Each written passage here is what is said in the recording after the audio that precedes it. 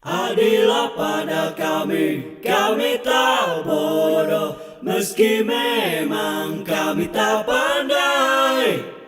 Tapi kami berjanji akan tetap mengkritik sesuai isi hati. Hei penguasa, ini kami rakyat jelata. Engkau ada untuk siapa? Hei penguasa, ini kami rakyat jelata. Mau sampaikan semua keluh kesah. Bekerjalah dengan hati, pakai empati. Jangan banyak intrik, apalagi bikin taktik. Bijaklah dalam membuat peraturan. Jangan sampai bikin aturan yang berat sebelah. Bismillahirrahmanirrahim. Assalamualaikum warahmatullahi wabarakatuh. Waalaikumsalam warahmatullahi wabarakatuh. Terima kasih Pak Rizal sudah bisa hadir lagi di Airmall TV. Ya, alhamdulillah. Buat sahabat-sahabat, selamat datang kembali di Airmall TV, kebaikan yang terorganisir.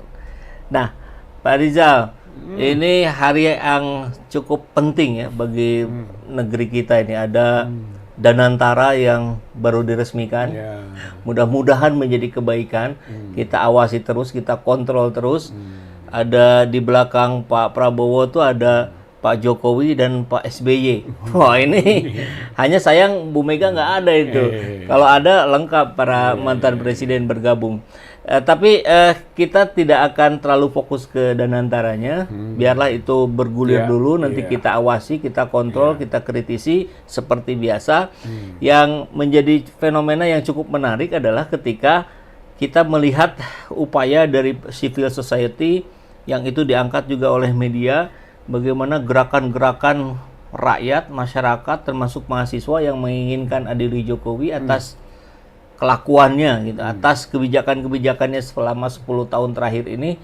Kemudian terus bergulir upaya itu, akhirnya ada upaya-upaya, saya kira bukan upaya ya, tapi ada nada-nada, nada-nada pesimistis gitu. Jadi ya kayaknya nggak mungkin deh adili Jokowi, ya kayaknya percuma nih kita keluar-keluar.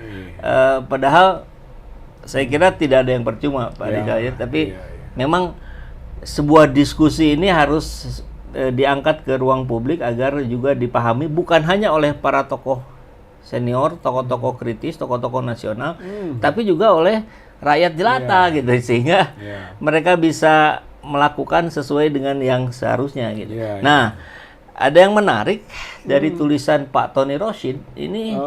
Pak Tony Rashid ini seringkali tulisannya keren-keren, bagus, cermat, detail, bahkan menyampaikan beberapa hal yang tidak disampaikan oleh orang lain.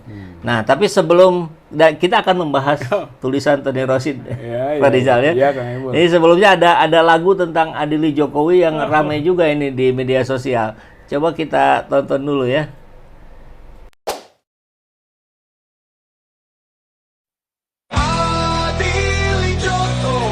Penjahat demokrasi, adili Jokowi, jongosnya oligarki.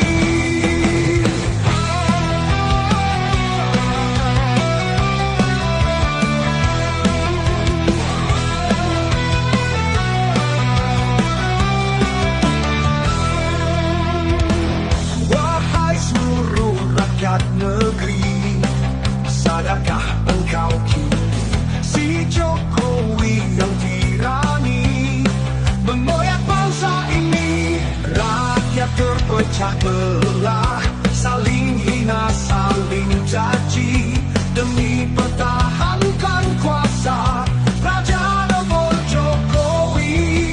Adili Jokowi, penjahat demokrasi. Adili Jokowi, perusak negeri ini. Adili Jokowi, penjahat demokrasi.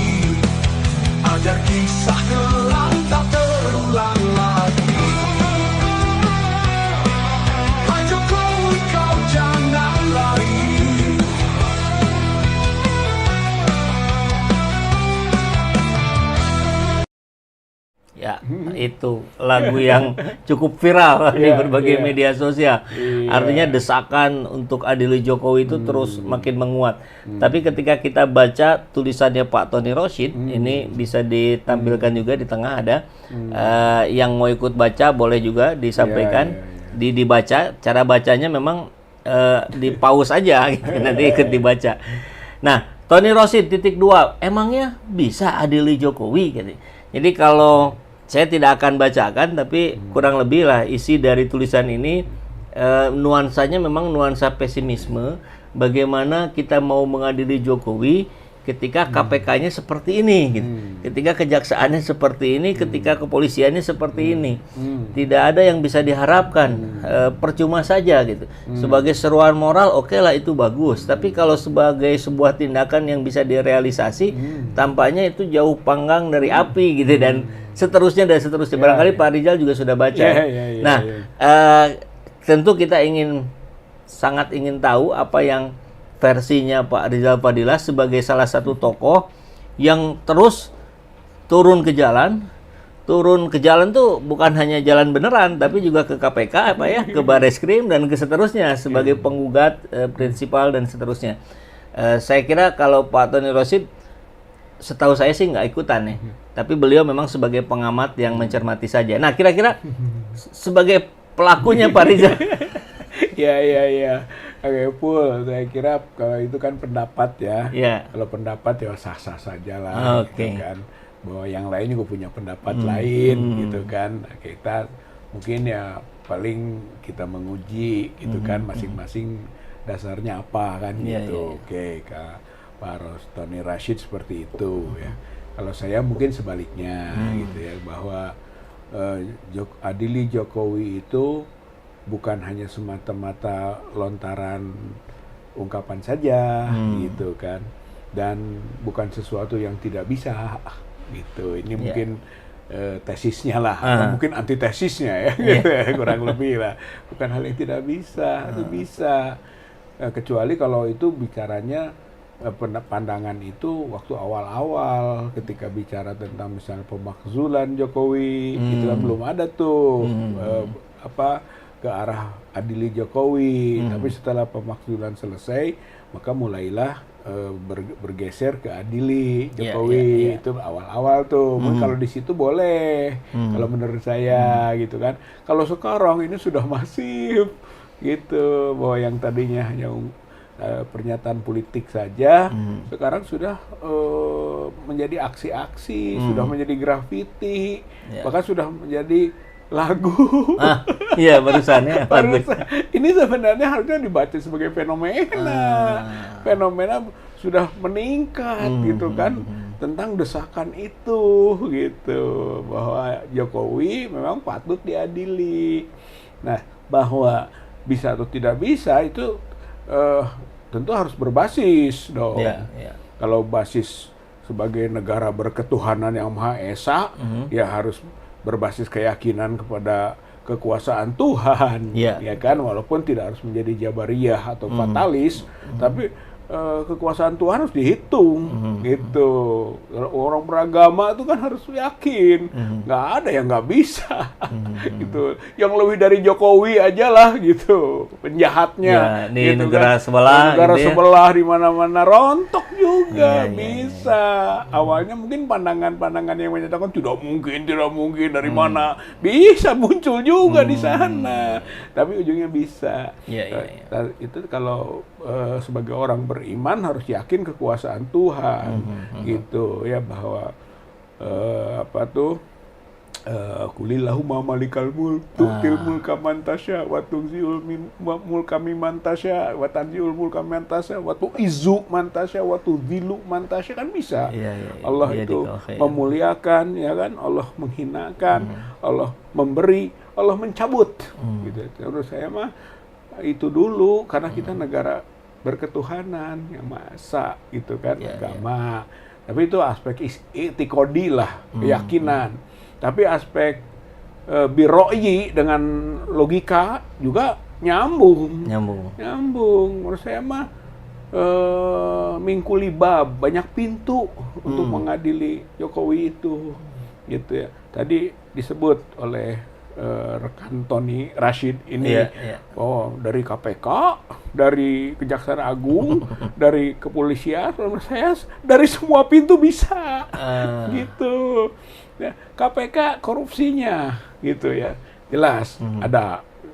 Yang paling dekat lah, saya selalu angkat juga dalam demo-demo juga diungkap soal kasus hadiah negara Jokowi di Solo, rumah, saya kan gitu, yang lain mah 20 miliar, ini ratusan miliar, kemudian yang lain hanya 5.000 meter, ini 1,2 hektar, belum lagi ada penyelewengan di angka 3.000 meter yang nggak jelas punya siapa, tapi dibayar oleh negara, berarti bisa loh gitu kalau mau menggali korupsinya. Kemudian dari nepotisme, pintu nepotisme, ini juga sudah kita laporkan kan ke Barreskrim, bahwa Gibran jadi itu nepotis, gitu. Dengan dilantiknya Gibran, maka nepotisme terbukti. Gampang loh buktinya, gitu kan, terbukti sudah, karena ada kasus MK 90, ada soal KPU yang disalahkan juga oleh DKPP, gitu kan, tentang penerimaannya. Artinya bukti-bukti cukup kuat, gitu kan, untuk bisa membawa Jokowi ke ruang pengadilan dengan delik nepotisme. Belum dengan kolusi, ya, kasus Permenko 6 2024 soal PIK 2, soal juga tadi rumah itu Permenkeu. Jadi Jokowi memerintahkan menterinya membikin aturan untuk dirinya. Itu kan kolusi. Belum itu nanti kaitkan kalau kepentingan orang lain seperti Aguan untuk PIK 2. Itu kolusi Aguan, Erlangga, Jokowi. Itu masuk delik yang begitu. Berarti